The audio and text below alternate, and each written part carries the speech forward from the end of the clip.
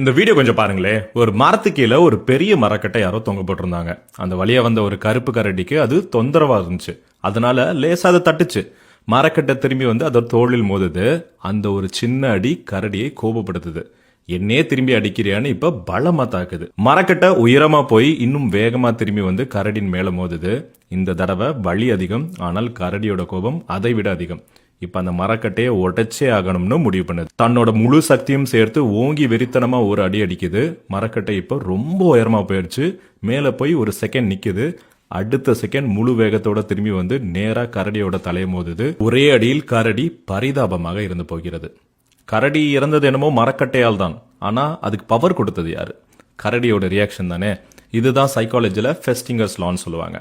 ஆக்சுவலா நம்மளை காயப்படுத்துற பல விஷயங்களுக்கு பவர் கிடையாது, நம்ம தான் அதுக்கு பவர் கொடுப்போம். ஃபார் எக்ஸாம்பிள், யாராவது நம்மளை ட்ரிகர் பண்ற மாதிரி பேசிடட்டுமே, இல்ல லைட்டா முறைச்சிடட்டுமே, இல்ல நக்கலா சிரிக்கட்டுமே, அவ்வளவுதான்.